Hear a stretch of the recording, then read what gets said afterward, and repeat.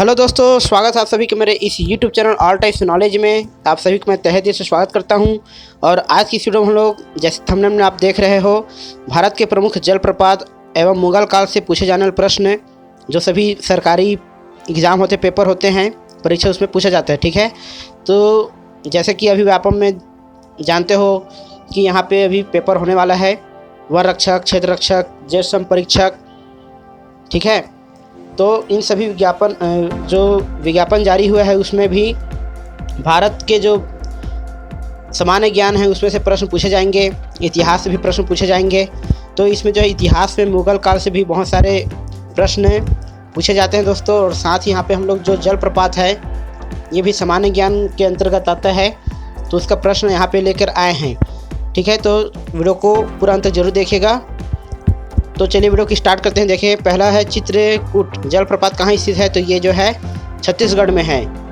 उसके बाद देखते हैं पायकारा जलप्रपात कहाँ स्थित है, तो ये जो है तमिलनाडु में है। उसके बाद है जोंग या गोरसप्पा जलप्रपात कहाँ स्थित है, ये व्यापम में 2-3 बार पूछा गया है। ठीक है, ये कर्नाटक में स्थित है।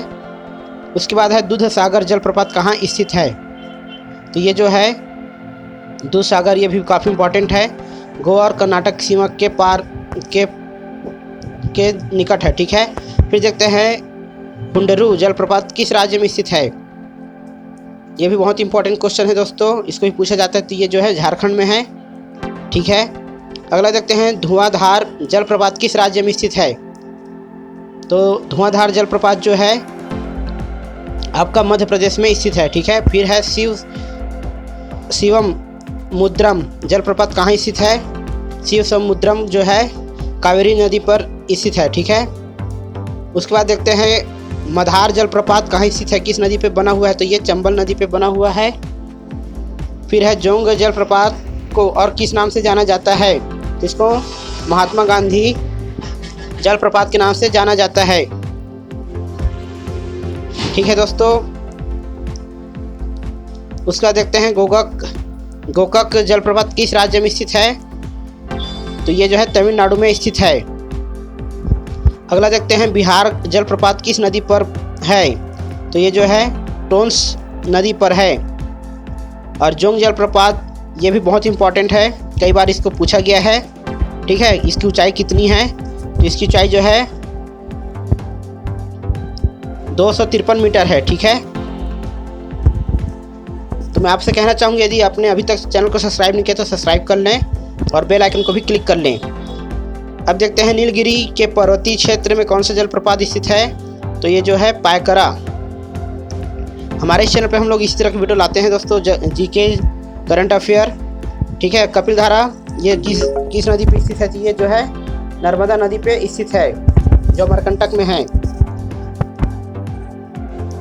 ठीक है, फिर भारत के किस जलप्रपात को लोकप्रिय रूप में न्यागरा जलप्रपात के नाम से जाना जाता है, तो ये जो है चित्रकूट है।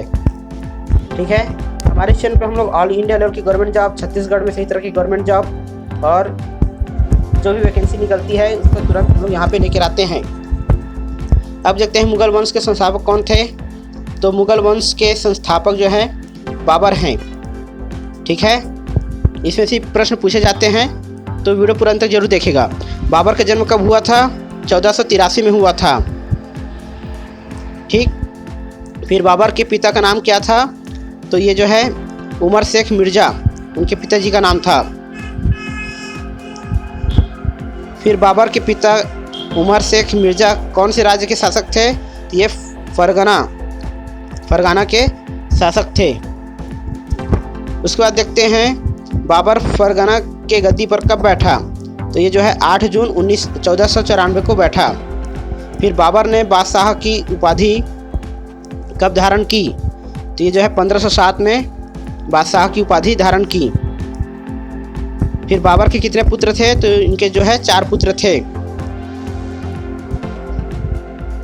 ठीक है, बाबर के पुत्रों का नाम क्या है, तो हुमायूं है, कामरान है, इनके पुत्रों के नाम है। ठीक है, हुमायूं, कामरान और आगे देखते हैं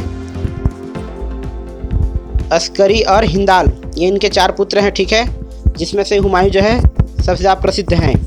उसके बाद देखते हैं बाबर ने अपने भारत में कितने बार आक्रमण किया। तो ये कई बार पूछा गया है, तो ये 5 बार आक्रमण किया था।